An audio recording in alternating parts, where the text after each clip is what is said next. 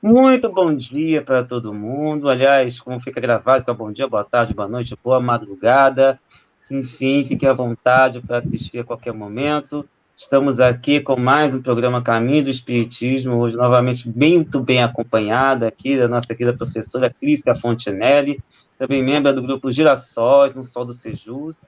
Então, está aqui fazendo o bico que dessa hora rola um crossover, né, Clícia?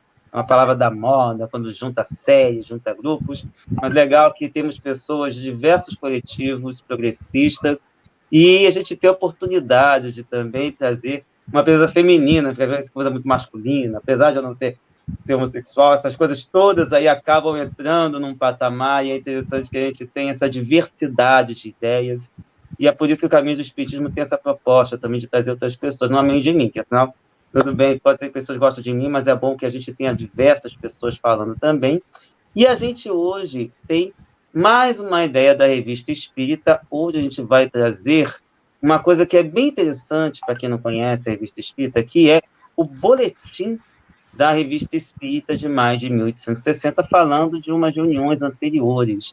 E aí, Clícia, o que Kardec colocou nesse boletim de mais de 1860? Bem, Felipe, bom dia, boa tarde, boa noite, como você disse. Boa madrugada para você e para quem vier aqui nos assistir. Estou super feliz de estar novamente aqui com essa responsabilidade de trazer um pouco das minhas interpretações sobre os textos que Kardec publicou na Revista Espírita. Como você mesmo falou, mais precisamente a edição de maio de 1860. E hoje, nesse momento, a gente vai falar sobre o boletim. Por que é que eu acho que é legal a gente falar sobre o boletim? Porque quem pega a revista assim e vai olhando, né, logo essa primeira parte, acha esquisito, porque Kardec faz ali uma espécie de relato breve de reuniões anteriores. Mas para aquela pessoa que tem vontade de pesquisar, de compreender melhor como aconteciam as reuniões espíritas à época de Kardec, mais precisamente na Sociedade Parisiense, né, que era a sociedade, o grupo espírita que Kardec presidia, é importante olhar esses boletins, porque eles são uma espécie de raio-x, vamos dizer assim, de como acontecia, né, cada sessão.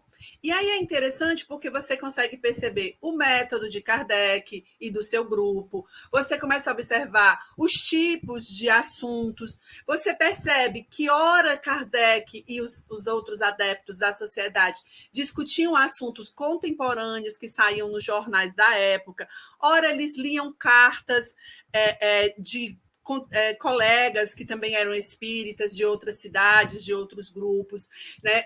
E no meio disso tudo, eles ainda faziam evocações dos espíritos. E isso é uma coisa curiosa que a gente precisa registrar, porque aqui no Brasil, a maior parte dos centros espíritas seguiu uma outra dinâmica, né? Os nossos centros, óbvio que tem toda uma questão histórica, cultural, enfim, que eu não vou entrar nesse mérito. Mas os nossos centros, eles dividem de uma forma assim: reunião espírita, um dia tal, com uma parte específica do grupo, né? Outro dia é o dia da palestra, outro dia é um dia de uma atividade social. Aí você tem atendimento fraterno, enfim. Hoje os centros espíritas no Brasil, eles trazem uma dinâmica própria, né? A proposta que Kardec apresentou quando ele nos apresentou junto com os espíritos o espiritismo, é uma proposta, pelo menos a da Sociedade Parisiense, de estudo o tempo inteiro com todos os integrantes envolvidos. E aí, quando eu falo todos, são todos mesmos, encarnados e desencarnados. Há momento, por exemplo, nesse boletim, né? E aí, assim, o boletim, ele sempre se refere ao mês anterior, às sessões anteriores, né? Ele pega ali, geralmente, 4, 5 sessões do mês anterior e vai falando um pouquinho delas. Nesse caso aqui, na de maio, ele traz março, a última sessão de março, e outras 3 sessões de abril, né? Que ele vai falando o que aconteceu. Né? E aí é interessante a gente perceber por que é, né, que essa reunião acontecendo dessa forma, é aí que a gente vai entender por que é que Kardec, lá no regulamento da Sociedade Parisiense, fala, por exemplo, da necessidade do silêncio durante a reunião. Porque durante a reunião, eles não apenas discutiam entre si, encarnados, né? Ou faziam estudos entre eles. Havia as evocações. Então, a gente já entendeu que as reuniões espíritas, no caso, as reuniões de diálogo com os espíritos, elas necessitam de uma homogeneidade, de um recolhimento e de uma seriedade, para que assim a gente atraia para perto de nós os bons espíritos. E aí é importante a gente perceber, né, que é por conta disso, da dinâmica que Kardec construiu na época, que ele vai, em alguns momentos, no regulamento da sociedade, colocar algumas regras. Como também é por isso que ele traz, lá no regulamento da Sociedade Parisiense, que evitassem assuntos polêmicos durante a reunião. E aí ele cita tanto os dogmas religiosos, como ele cita também a política e a economia social. Por quê? Porque ele sabia que era muito difícil, no calor do momento de debates, se conseguir manter a homogeneidade, o recolhimento necessários para a evocação e o concurso de bons espíritos. Não tem nada a ver em dizer que nós, espíritas, não podemos discutir esses temas, tá? É interessante a gente perceber isso. Mas voltando para maio de 1860, quando Kardec traz esse boletim. Olha como é interessante. Logo de cara, ele traz sempre assuntos administrativos, coisas corriqueiras de um grupo, né? Ele fala de entrada de sócios, pedidos, né, de inclusão de pessoas, ele traz referências financeiras quando há necessidade, né? Nessa aqui específica, o tesoureiro da época, o senhor Ledoan, vai apresentar um balanço das finanças daquela sociedade, tá certo? Então, logo após isso, ele traz também outras pautas, né? É como se fosse uma reunião mesmo, com pautas, né, que os adeptos vão discutindo. E aí, o que eu acho interessante é que aqui a gente percebe que Kardec, mais precisamente a sociedade, recebia pedidos de evocação de espíritos. Pessoas cujos parentes, familiares haviam falecido, entravam em contato com a sociedade parisiense e, às vezes, adeptos da própria sociedade e pediam para evocar seus parentes. E aí a gente já vê aí como nós nos enchemos de preconceitos aqui no Brasil.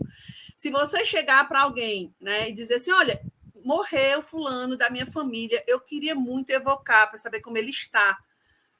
A maioria dos lugares vão dizer, não, isso não, porque, né, há uma certa rejeição. E isso era a coisa mais comum de acontecer, né? Claro que as evocações elas não eram feitas movidas por futilidade. É tanto que neste boletim aqui, em uma das reuniões, se observa que Kardec vai discutir, né, com o grupo se havia utilidade ou não de evocar um determinado espírito. Detalhe, este espírito que eles estão pensando em evocar está Vivinho da Silva, em carne e osso. Sim, minha gente. Na época de Kardec, hoje em dia também, certo? Havia e há a possibilidade de você evocar alguém que não morreu. Isso, né? É o que se chama mediunidade entre vivos, né? Agora, lógico que para evocar esta alma é preciso que aquela pessoa esteja dormindo, né? Ou esteja pelo menos, vamos dizer assim, ela está acordada, ativa, é mais difícil, embora ele cita lá no Livro dos Espíritos que há uma possibilidade, sim, de uma evocação de alguém que não esteja exatamente em um sono profundo, ela pode estar só dando aquelas cochiladinhas, né? Enfim, só precisa que a pessoa que vai ser evocada esteja numa condição que sua alma consiga se emancipar para falar. Ela pode estar presente ou ela pode não estar presente de corpo, né? Quando ela está presente, a gente tem aí o fenômeno sonambúlico. Quando ela está... pode ter o fenômeno sonambúlico. Ela fala, mas ela fala como espírito e não como pessoa encarnada, que há uma diferença aí, inclusive, de conhecimentos. Mas ela pode estar em outro ambiente e ser evocada, tá? E aí eles vão discutir se isso é interessante. Kardec é a favor, né? Porque eles já tinham evocado esse senhor. E assim, qual era o debate? Era se havia ou não utilidade naquela nova evocação. E aí Kardec diz, olha, eu acredito que sim. E aí aqui eu quero chamar a atenção de um trechinho. Kardec diz assim, lá na página 138, na minha edição é 138, a minha edição é uma que tem a tradução do Herculano Pires, da LAC. Ele diz assim, ó, a experiência prova que o espírito é tanto mais lúcido e explícito quanto mais se comunica, e, de certo modo, se identifica com o médium que ele serve de instrumento. Olha o que Kardec está nos dizendo. A experiência de evocar, de dialogar com o mesmo espírito várias vezes, faz com que as comunicações se tornem mais desenvoltas. O espírito fica mais à vontade para se comunicar. Além do próprio conhecimento do ambiente em que ele vai dialogar, ele cria mais afinidade fluídica com o médium pelo qual ele fala. E aí a gente esbarra de novo em um preconceito de uma prática costumeira aqui no Brasil, que é evocar, quando evoca, né, ou melhor, é dialogar com o espírito uma única vez e tchau, né? E aí a gente percebe aqui que Kardec evocava, dialogava com os espíritos mais e mais vezes. Inclusive, tem sessões de diálogos aqui que o espírito foi evocado 8, 9, 12 vezes. Tá? E tem espíritos que retornam em dias diferentes, em anos diferentes, sempre acompanhando a sociedade parisiense. Então, eles estão lá, né, dialogando, debatendo se é ou não interessante ter essa evocação com esse espírito que está encarnado. E ele chama quem para participar do debate? São Luís. Olha aí.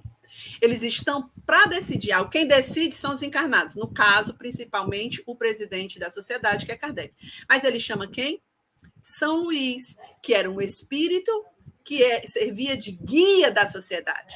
Olha, São Luís tinha um nível de conhecimento mais elevado do que os encarnados, porque, além dele ser espírito, ele já tinha uma condição de progresso maior. E ele vem sugerir, né? E ele diz que acha que não é interessante evocar. E Kardec discorda dele. Não, eu acho que é interessante, sim. Então, percebam, Kardec tem uma referência em São Luís, tem um respeito em São Luís, muitas vezes acata o que São Luís fala. Mas em nenhum momento ele faz isso de olhos fechados. Ele está sempre tentando entender por que daquela orientação. E aí tem muita gente que, ao se deparar com um espírito que se apresenta como seu guia, ou uma palavra que muitos usam, mentor, sai fazendo tudo o que lhe mandam sem passar pelo seu crivo, né? Sem perceber o risco que há nisso. Bem, então eles vão, né? Kardec vai nesse boletim dialogando, apresentando, né, o que aconteceu nas sessões anteriores. E aí tem um momento, gente, que Kardec fala assim, vai se referir às comunicações espontâneas. Porque, para Kardec, a evocação era mais interessante. Porque na evocação ele tinha um pouco mais de segurança, um pouco mais de controle do espírito que vinha, porque ele chamava o espírito, ele dizia fulano dos Anzóis Pereira, né? Não era uma evocação solta, ele direcionava, né, o nome do espírito que ele estava chamando. Né? Quando ele não sabia o nome, ele chamava, por exemplo, o guia do médium tal. Só tinha um guia, não vai ter 2 guias, não é um coletivo de guias que você tem. Né? Então, as evocações de Kardec eram muito precisas. Mas havia também comunicações espontâneas, e Kardec não rejeitava as comunicações espontâneas. Primeiro, pela coerência de saber que os espíritos têm autonomia e vontade de se manifestar. Né? Segundo, porque ele sabia que aqueles momentos podiam ser de aprendizados. Aí, olha o que ele diz lá na página 139. Né? Ele vai falando das comunicações espontâneas e ele fala da importância do estudo, né, desse tipo de comunicação também. E ele fala que há 2 motivos para justificar o estudo das comunicações, das mensagens espontâneas. Uma, exercitar a apreciação do valor das comunicações espíritas, né? E, em segundo lugar, e em consequência dessa mesma apreciação, de desencorajar os espíritos enganadores, que, vendo suas palavras epilogadas, controladas pela razão e finalmente repelidas, desde que tenham um cunho suspeito, acabariam por compreender que perdem o tempo. Gente, a prece, a vontade de fazer o bem, a abnegação no momento da reunião espírita, que te faz ficar em um recolhimento mais interessante, são fundamentais, tá? Mas vejam que para realmente a gente conseguir combater os espíritos enganadores, no sentido de revelá-los, a gente precisa analisar toda e qualquer comunicação recebida. E é isso que Kardec está dizendo aqui. Ele está se referindo às comunicações espontâneas por um momento específico daquela reunião, mas diga-se de passagem que ele analisava todas as comunicações que lhe chegavam. Inclusive, é assim que ele percebe o falso São Luís, um espírito que tenta se passar como guia. É assim que ele vai percebendo mentiras que espíritos que costumeiramente apareciam na sociedade começam a fazer. É assim que ele percebe, enfim, inimigos do espiritismo e por aí vai, né? E ele deixa claro que essa análise que vai fazer com que a gente afaste, rejeite essas comunicações de espíritos enganadores, vai chegar um momento que eles perdem o interesse, porque eles veem que estão perdendo tempo, que eles não estão conseguindo nos enganar. E, por outro lado, quando a comunicação espontânea nos traz uma comunicação de um espírito sério, então fica interessante, porque você viu, esse espírito veio por vontade própria. Falou uma coisa legal, nós analisamos e percebemos que a comunicação é instrutiva. Mas vamos fazer o quê? Evocá-lo outras vezes. Agora vamos evocá-lo. Aquele espírito que apareceu no dia tal, que se apresentou de tal forma, né? Aí chama e começa ali diálogos que podem render grandes instruções, né? E aí é bom a gente falar disso, né? Porque às vezes a gente faz um processo mediúnico que se encerra na sessão. Não tem essa segunda parte, né, que é das análises, né, do material recebido. Por isso tem muita coisa louca, viu? Por aí. Viu, Felipe? Tem muita coisa louca por aí, muita mensagem sendo considerada maravilhosa quando elas são absurdas. E como tem, né? Circulam aí que tem grupo de WhatsApp, fica vendo cada coisa, eu até falo que meus cabelos brancos, vocês não estão vendo ainda por causa do efeito da câmera, eu falo, algumas delas são essas mensagens, chegam aí, eu fico, meu Deus do céu, gente. Pois é, meu filho. E aí, tudo isso é falta de quê? De aproximação de Kardec, porque se nós nos aproximássemos mais do método dele, metade, pelo menos, dessas loucuras aí seriam descartadas, pelo menos por nós espíritas, né? Outros espiritualistas, nós não podemos falar por eles, né? Mas como espíritas, a gente poderia dizer, não, esse tipo de comunicação fere a nossa razão, fere o nosso bom senso, descartada. E é descartada mesmo, é lixo. Na época de Kardec, é para o lixo. Nós deletamos o computador. Puf! Deletei a comunicação. Rasguei o papel, deletei do computador. E isso é outra coisa importante, porque muitos médiuns tratam suas psicografias, suas psicofonias como ouro, como se não pudesse mexer nelas, sabe? Aí, gente, é uma porta que se abre aí para a fascinação. Fiquem atentos. Tá certo? O fascinado, o médium fascinado, antes de se tornar fascinado, ele é extremamente vaidoso, ele rejeita as críticas que possa receber das comunicações que ele, de repente, transmitiu, ele rejeita qualquer discordância, né, do que ele recebe, e assim ele fica muito vulnerável a espíritos enganadores, né? E há um processo de obsessão que a gente conhece como fascinação. Mas voltando, e aí já fechando um pouquinho a questão do boletim, eu quero chamar a atenção para outras coisas que Kardec fala. Né? No comecinho dessa nossa conversa, eu falei que as sessões tinham essa parte com o diálogo com os espíritos. Né?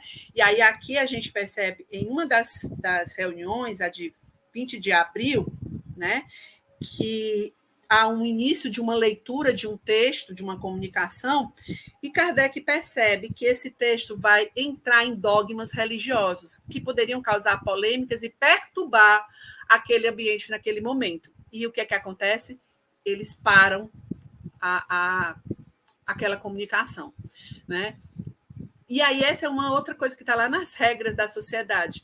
Antes de eles lerem qualquer comunicação lá na sociedade, ela tem que passar por uma análise. Quando são comunicações feitas em outros lugares, né? Principalmente as particulares que aconteciam. E aí eu volto de novo a dizer, isso acontece porque as reuniões à época de Kardec aconteciam com a presença dos espíritos se comunicando. É a nossa reunião mediúnica, junto com as nossas palestras, associada às reuniões da diretoria do Centro Espírita, tudo ao mesmo tempo. Agora, era assim que acontecia, né? E essas reuniões, elas tinham hora para começar e nem sempre tinham hora para terminar, tá? Elas iam mesmo até a pauta finalizar, né, do grupo. E aí isso é legal também pensar, porque às vezes a gente diz tem que começar às 7 horas e pontualmente terminar 8 horas. 8h05 já não pode, porque o espírito foi embora. Minha gente, vamos usar o nosso bom senso. Né? Se nós, por exemplo, estivermos em um evento, em uma reunião importante, e ela se estende para além do horário que a gente imaginava que ia terminar, a gente sai correndo?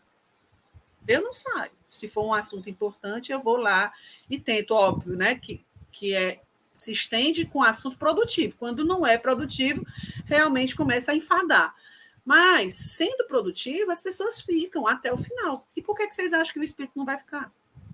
Ainda mais um espírito que está para nos orientar. Tá? Então, olha o bom senso, olha a lógica entrando. Óbvio que nós precisamos ter disciplina, organização, né? Para que isso ajude, inclusive, no nosso processo de educação. Né? Então, são coisas diferentes, certo? Mas, enfim. Na época de Kardec, eles discutiam as pautas e iam até o final. Aí, assim, gente, ele vai citando vários tipos de fenômenos de espíritos, de manifestações de espíritos que acontecem, que ele recebe através de cartas, através de relatos de quem vivenciou o próprio fenômeno. Ele traz também manifestações espíritas que são apresentadas em jornais, né? E tudo isso para eles analisarem sob a ótica do espiritismo. Porque é bom que se diga, quando a gente fala assim, reunião espírita, fenômeno espírita, a gente está falando manifestação dos espíritos, reunião com a manifestação dos espíritos sob a ótica do espiritismo. Porque eu posso ter manifestações dos espíritos sem ter a orientação do espiritismo. Tá? Elas podem, inclusive, serem boas, podem até ser interessantes, só não estarão dentro do método organizado por Kardec, dentro do arcabouço teórico filosófico do espiritismo. E aí, nesse boletim, ele também cita as cartas do doutor Morreri, que era o médico que acompanhava a médium Godu, Désiré Godu, né? E ele mandava para Kardec relatos que ele achava impressionante, né? O fenômeno mediúnico da Désiré Godu, que naquela época apresentava receituários mediúnicos, mas sobre isso a gente vai falar em um outro momento. E aí, né, vocês perceberam que o boletim traz essas relações de como aconteciam as reuniões espíritas na sociedade parisiense. Lembro, porém, que havia outros grupos, outras sociedades em outros lugares na época de Kardec que traziam características diferentes em alguns aspectos, né? Porque cada grupo vai encontrando as suas especificidades, a sua forma particular de existir e lidar com o espiritismo. Como dialogavam num objetivo em comum, que é aprender com os espíritos para, sim, tentar se transformar moralmente, estava todo mundo dentro do guarda-chuva da doutrina espírita. E aí, dessa forma, eu espero ter apresentado um pouquinho para vocês dessa dinâmica da sociedade parisiense, lembrando, como mesmo Kardec diz aqui, que os fenômenos são importantes, mas o arcabouço filosófico que o Espiritismo construiu e que nos foi deixado é muito mais profundo. O fenômeno acaba, às vezes, ficando em segundo plano, diante da grandeza do ensinamento, dos ensinamentos que há em O Livro dos Espíritos, em O Livro dos Médiuns, em o Evangelho segundo o Espiritismo, o Céu e o Inferno e a Gênese, só para citar as obras fundamentais. É isso, Felipe. Eu acho que dessa primeira parte eu fico por aqui. Muito bom, Clícia, bons esclarecimentos, bons toques, não só para não espíritas, mas principalmente para espíritas, que eu acho que precisavam também dessas orientações, desses alertas. E é interessante que a gente também passa por um dilema, que às vezes as mensagens vêm atribuídas a espíritos considerados elevados, e quando a gente vê, não tem elevação coisa nenhuma. E a gente lembra que Kardec, quando a gente estudou o Livro dos Médiuns, a gente teve um capítulo em que a gente falava de todas as orientações de Kardec que colocou, como, por exemplo, a questão de você olhar o fundo e não a forma, de você observar o conteúdo do texto e não o nome que está assinando ali. Tudo bem que isso ajuda por um lado, mas por outro, muitas pessoas, aí quem fala muito disso também é a Dora Encontre, ela tem uma live toda segunda no canal da Associação Brasileira de Pedagogia Espírita, e ela fala muito bem sobre isso também. A questão de você transformar determinados palestrantes, determinados médiuns como gurus. E esse é o grande risco. Sérgio Aleixo também fala muito do divinismo oracular. Então, se não é o médium que está falando, é o espírito que está falando por ele, que a gente tem que prestar atenção. E às vezes você vê, você vai pegar isso, não tem nada. Ou o que é pior, traz ideias equivocadas, como livros que pregam intolerância com outros grupos, por exemplo, como nós progressistas, como se fôssemos os destruidores da doutrina. Quando a gente tenta, na verdade, tentar puxar a sardinha, digamos assim, para o lado certo, que é o estudo embasado, que é a visão que Kardec nos colocou, e o que é mais legal nesse laboratório, que é a Revista Espírita, é a possibilidade que a gente tem de rever esses aspectos, muitas vezes esquecidos ou solenemente ignorados por questões, às vezes, até comerciais, ou seja, interessa não tanto a doutrina, mas interessa a venda com uma desculpa de que isso vai ajudar uma obra de caridade. Quando a venda é a verdade, a gente ajuda quem quer, como quiser. Ela tem que vir de coração e não apenas com um objetivo de, vou comprar o livro, então é um comércio. Né? A gente tem essas questões aí envolvidas. E o melhor exemplo é a própria Sociedade Parisiense de Estudos Espíritas, que Kardec procurou trazer esses estudos e deixar esse legado para a gente aí também. Mais alguma coisa, Clícia? Só para reforçar o que você falou, um grande laboratório. Durante toda a leitura da Revista Espírita, em qualquer uma das edições, vocês podem observar que em vários momentos Kardec se refere a conceitos, a explicações que estão mais aprofundadas nas obras, né? No Livro dos Espíritos, principalmente, a Gênese e também no Livro dos Médiuns. E em alguns momentos, como a questão da possessão, Kardec se corrige na Revista Espírita, algo que ele tinha colocado no Livro dos Médiuns, né? Que não haveria possessão. Mas depois de alguns fenômenos que ele se depara, ele percebe que sim, que era possível a possessão, mas isso também é uma outra conversa. Vamos estudar, né? Cada um se esforçando para entender o máximo que pode, né, dessa doutrina que é muito profunda, e entender para se melhorar e melhorar o mundo, né, do qual a gente faz parte também, e que é nossa responsabilidade. Com certeza. Vamos dizer assim, né, Clícia dando spoiler, né? Então, futuramente vamos ter esse estudo aí. Aliás, são 2 artigos que vai estar lá, se não me engano, em 1863 ou 62. Mas, enfim, cenas dos próximos capítulos da Revista Espírita, e futuramente, que se você for interessado, aguarde. E só lembrando aqui para a gente encerrar, nós somos o Sejus, Coletivo de Estudos Espiritismo e Justiça Social, E aqui a gente procura trazer esses aspectos e também mencionar também que nós temos outras atividades, especialmente nas nossas redes, como vem de Insta no Instagram, o TikTok no TikTok, o Geopolítica e Espiritismo às sextas-feiras. Não temos uma periodicidade exata, mas toda terça-feira a gente tem estudos de um livro que é escolhido e democraticamente pelo nosso grupo. E Clícia também faz parte do Girassóis. Quer comentar um pouco das atividades do Girassóis, Clícia? Vocês também estão estudando um livro, não é? A gente está estudando um livro que foi organizado pela Dora Encontre e pelo Sérgio Maurício, né, que é um livro que trata essa relação do espiritismo, a sociedade e política. Eles trazem vários artigos, né, de vários pensadores espíritas brasileiros, em que eles vão, sob a ótica do espiritismo, pensar algumas questões, como o nome já disse, ligadas à política, à sociedade, à economia. Então, tem visões que se aproximam de uma ideia socialistas, outros que se aproximam mais de ideias anarquistas, de feminismo, e da questão ecológica, e aí vão pegando essas questões que estão associadas às ciências sociais, por exemplo, à filosofia de um modo geral, e vão fazer diálogos com o espiritismo. Vale a pena procurar esse livro aí da Comênios, que, por sinal, é um dos livros que talvez a gente possa estudar em breve no Sejus, né, o Felipe?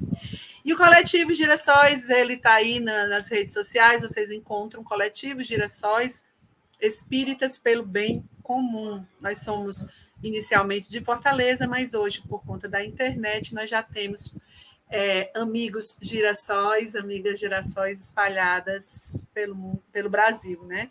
Tem também um povo ali em Portugal, mas é Brasil, praticamente. Acho que é isso.